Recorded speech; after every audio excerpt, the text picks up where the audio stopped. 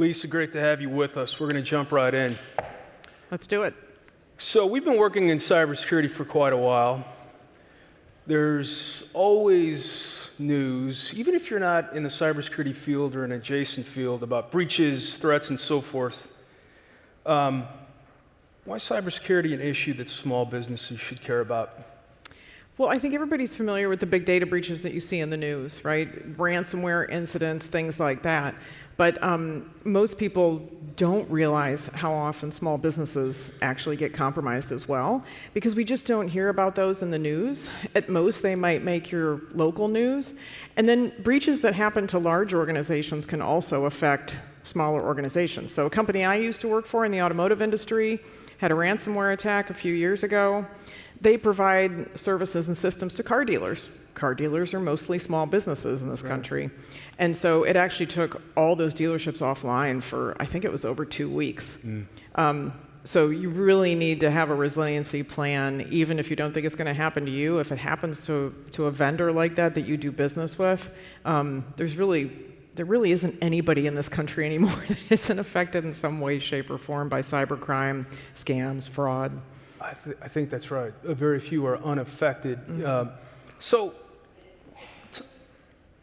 is the nature of threats that affect small businesses different than, let's say, if you're a larger enterprise? I don't know if the nature of the threats is different. I think maybe the tools in the bad guys' tool belt, they might attack a little bit differently. They actually attack small businesses. Your employees are more attacked than the employees of a large enterprise. So social engineering attempts, maybe deep fake phone calls pretending to be one of your customers or a vendor or something, deep fakes on Zoom calls, things like that. Any kind of, we call it social engineering, right? Phishing emails, those scammy texts we're all getting, those kinds of things. They're going to assume that you're not training your employees on what to look for and what to do in those situations quite as much as the large organization. They're going to assume you don't have what we call the 24/7 eyes on glass team in the dark room somewhere with all the monitors. They're going to assume you don't have those kinds of resources.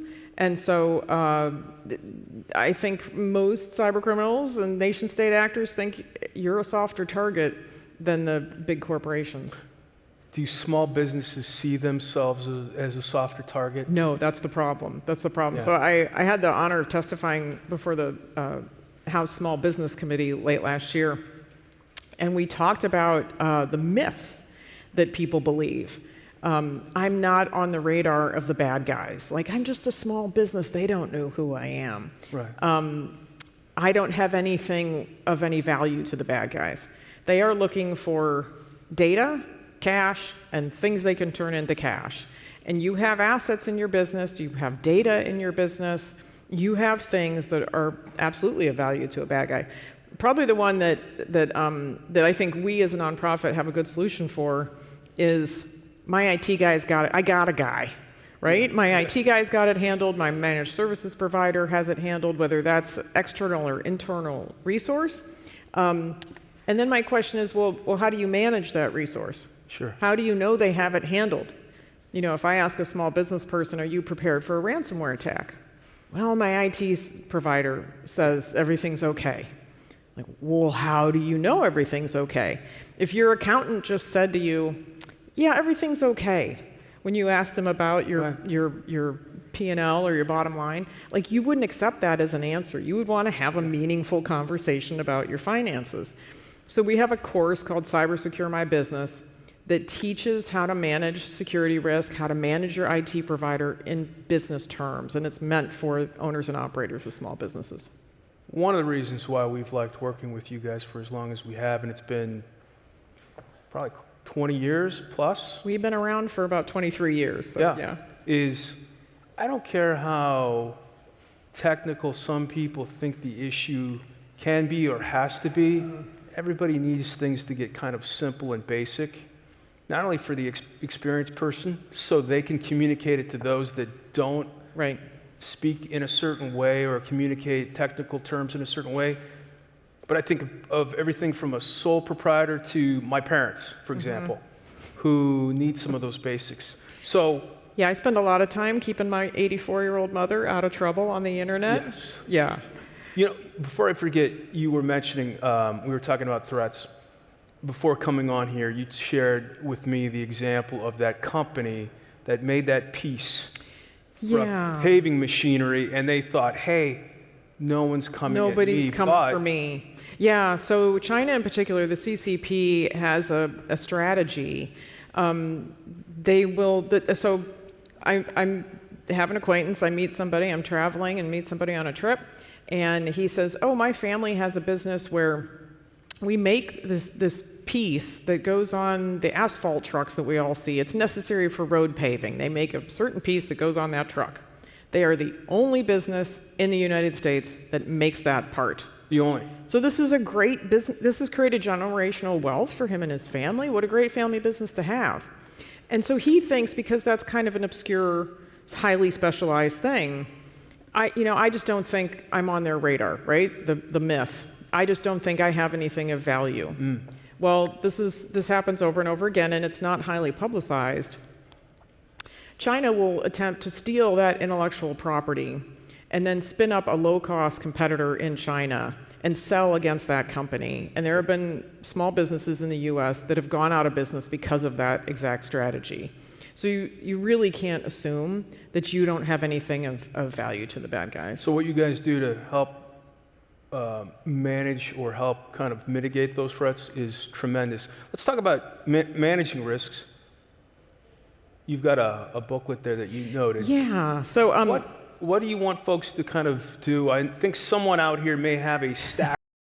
So our specialty, we do cybersecurity education for the everyman, right? We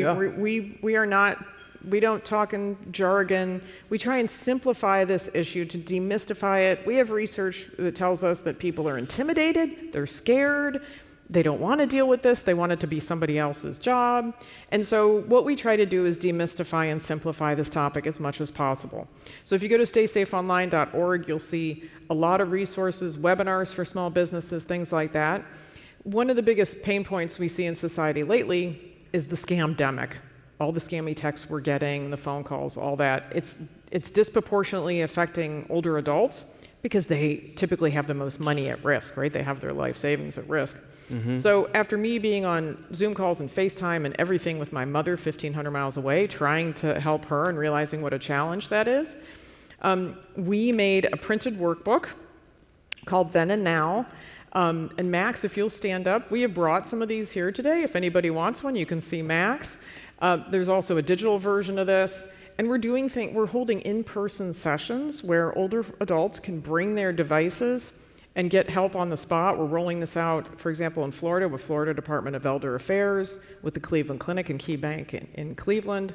But this is a Costco moment, right? This is a free sample of how you can see how we try to simplify this as much as possible. Because the same things that we teach in here, not reusing passwords, probably using a password manager, multi-factor authentication on all your accounts, those are the exact same things.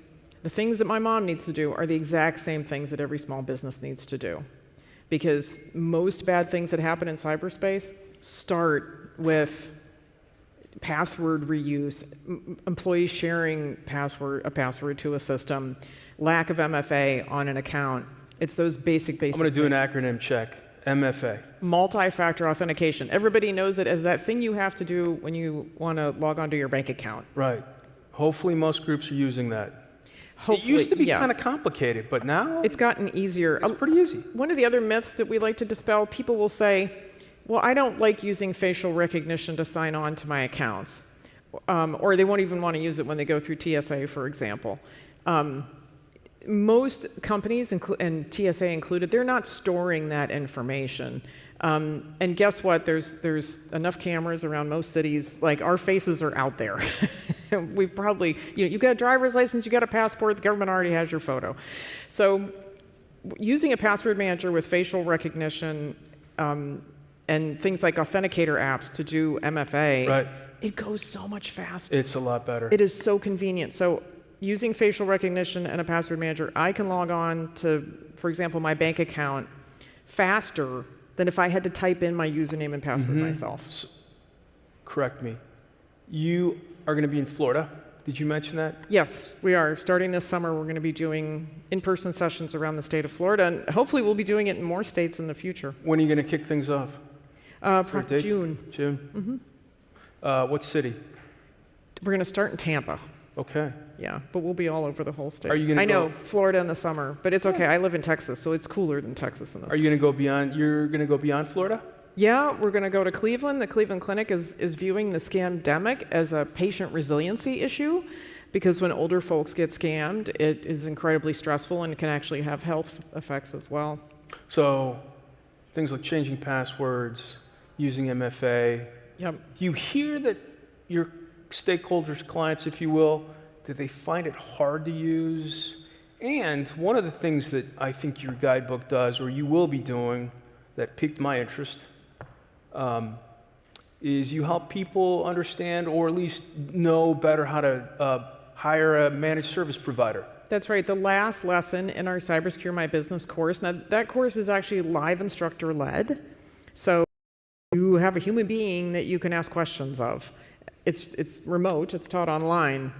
And there's a recorded version if you want it, but we have an instructor who's a really personable guy, and he has open office hours, so he'll help you after class if you have questions, but it doesn't get deeply technical. It's more about managing cybersecurity risk just like you would any other function in your business. And the last lesson is, how do I hire a managed services provider? How do I manage my IT team? So when I think about that, I think of someone who might be just a sole proprietor. They're very talented in what they do. They're thinking day to day about, hey, how do I get more sales, cut costs, those kinds of things. I know about cyber, I know everything I've been told, but putting it into practice, it's a little different.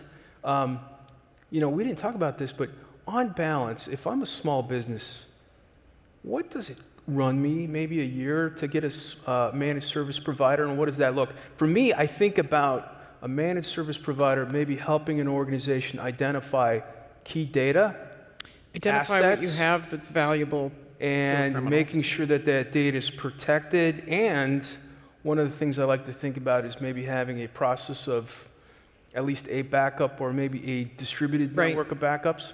Right. To protect yourself in a ransomware incident. Yeah, I don't want to quote figures, but I know what our tiny little organization, I mean, I'm a small business too. We're a nonprofit with 9 people. And so we have a managed services provider that's incredibly reasonable. It just does not have to be expensive. That's another kind of myth, I think, that people think it's expensive. Sole proprietors tend to think that the tech companies I'm doing business with are doing this all for me, right? If I'm using Microsoft or Google or whatever. But there are a lot of complicated configurations that especially in cloud services, that you want to make sure you want to get some professional advice there. You know, this might be a little bit off base, but I often think of, we all kind of specialize in certain things. I don't change my own oil. I don't change my tires. I have people that are better, they're more proficient at doing it, but I make sure that when they change the tires, I have new tires, they have new treads. You would know if the wheels were coming off. I check my oil to see whether or not it was done. So you can't just leave it up to the provider to do everything. Right, and so many of these things are people and process things. Like making sure that employees in your business only have access to the data and systems that they need to do their jobs.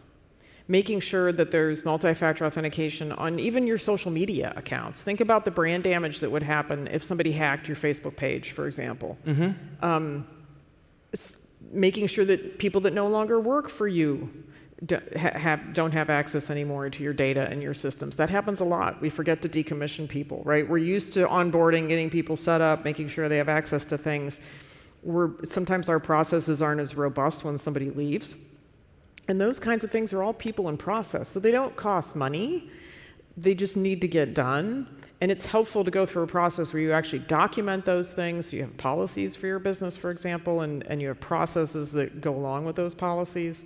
And that you have some guidance just to help you through those things. I mean, our course follows the NIST 4 or now 5-step process. You mentioned that wealth management company. Yes, that said to itself, or the leadership said, well, We don't really have anything of value. And I thought, boy, you do. Yeah. And whether or not the data is stolen and used for nefarious purposes, or maybe they were hit by some kind of ransom attack, they sure do. I hate to ask, but I will. Do you see that a lot? We do. I spoke to the employees of a wealth management company lately. One of their vendors was breached, which also affected them and their data and their customers. And then I said, well, can I speak to I'm happy to do a session to educate your customers on, all of us have gotten the breach notification letter in the mail and probably seen the offer of free credit monitoring. That's a rear view mirror. That's just telling you that somebody already tried to attempt something. That's not preventing anything bad from happening. And what's most likely to occur, let's just say that, I don't know, you're a hardware manufacturer of some kind, maybe I don't know, cell phones, computers, iPads, whatever. Every once in a while there'll be a breach of the customer lists from those manufacturers. So for example, my mom has a laptop, and the company that made her laptop had a breach of their customer list. So that included her address, her phone number, her date of purchase, the model number, and the serial number to her laptop. So when somebody called her and said, hello, this is brand X, we think we're getting an alert from your laptop, you need to let us remote in, give us a credit card to fix it. She assumed because they had her serial number to her laptop that was really the company that made and sold her laptop. So really in those kinds of data breaches, I think what's more effective is asking what kind of data was breached, what type of social engineering attack am my customers most likely to face because of the data that's now in the hands of a criminal.